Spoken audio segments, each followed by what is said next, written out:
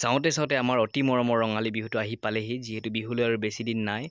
বহুত দিনৰ মূৰত জেঠাই ছোৱালী মানে বা আমাৰ ঘৰলৈ আহিছিল ফুৰিবলৈ বুলি গতিকে তাইকো লগত লৈ ওলাই গ'লোঁ বিহুলৈ বুলি তাই হেনো ওলাই অহা নাছিলে গতিকে তাইৰ ঘৰত গৈ তাইকো উলিয়াই ল'লোঁ বিহুলৈ বুলি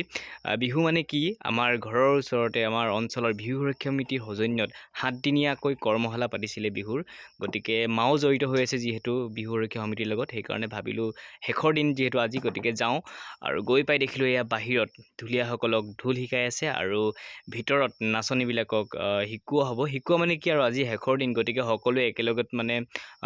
প্ৰদৰ্শন কৰিব তেওঁলোকে যে 7 দিনত কি শিকিলে তো 7 দিনতনো কিমান শিকিব পাৰিব হ'লেও বহুত ধুনীয়া শিকিছে আৰু মানে 7 দিনত মানে বহুত বেষ্ট পাৰফৰ্মেঞ্চ কৰিছে আপোনালোকক দেখাম মই অলপ পিছত আৰু এয়া দেখিছে আজি মাও খুব ধুনীয়াকৈ মুগাৰ সাজেৰে মানে বিহুৰ সাজেৰে সাজি কাচি ওলাই আহিছে বিহুলৈ বুলি তো বলক গাইজ তেতিয়াহ'লে আজি ভিডিঅ'টো আৰম্ভ কৰোঁ মোৰ লগত আছে এয়া মোৰ মৰমৰ ভাগিনটো আপোনালোকে আগৰ ভিডিঅ'ত দেখিছেই আমি যেনেকৈ বিহু বুলি ক'লে পাগল বিহু বলীয়া ইও ঠিক তেনেদৰে বিহু বলীয়া ইও ঢোল বজাবলৈ শিকিছে মাত্ৰ 4 বছৰ বয়সতেই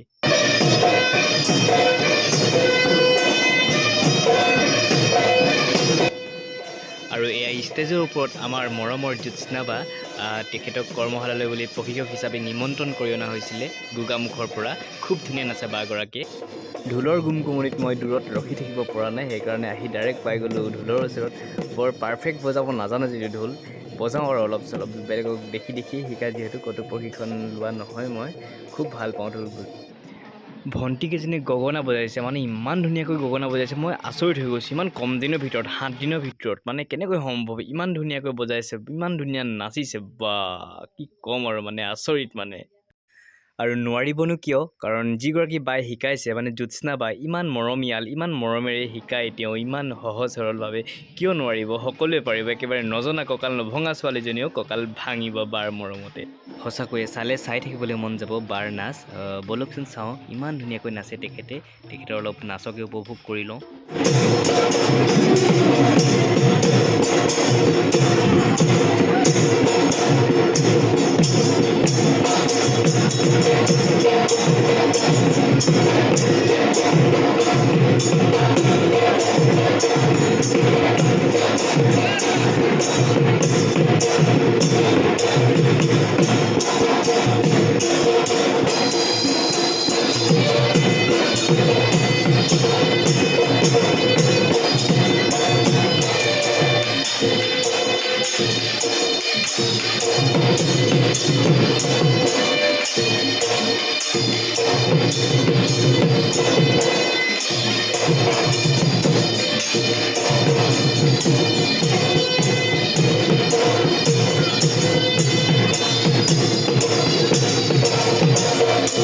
আৰু আপোনালোকে প্ৰায় শুনিবলৈ পাই থাকে টাকুৰি ঘোঁৰা দি নচা বুলি গতিকে আজি আপোনালোকে চাই লওক কেনেকৈনো নচা হয় টাকুৰি ঘোঁৰা দি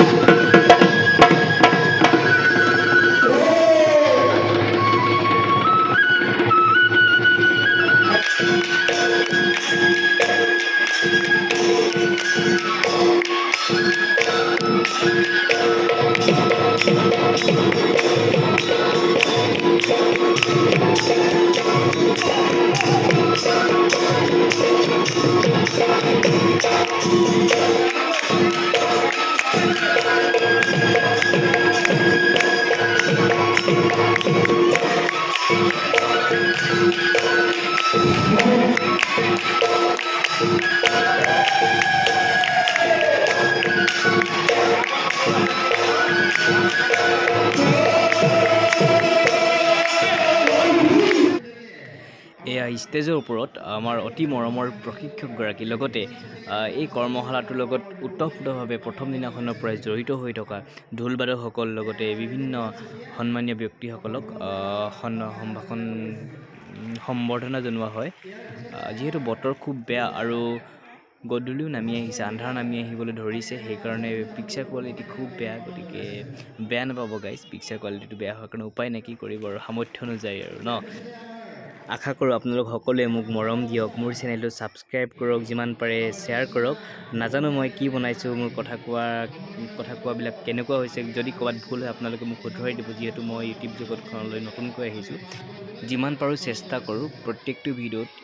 ইটোতকৈ সিটো ভিডিঅ'ত অলপ ভাল কৰিবৰ কাৰণে আৰু এফালে দেখিছে একেবাৰে ৰাতি হৈ গ'লগৈ সকলোৱে মোবাইলৰ লাইট জ্বলাই নচাত লাগি গৈছে গতিকে আজিৰ ভিডিঅ'টো আৰু বেছি দীঘলীয়া নকৰোঁ পুনৰ এটা নতুন ভিডিঅ'ত লগ পোৱাৰ আশাৰে আজিলৈ বাই বাই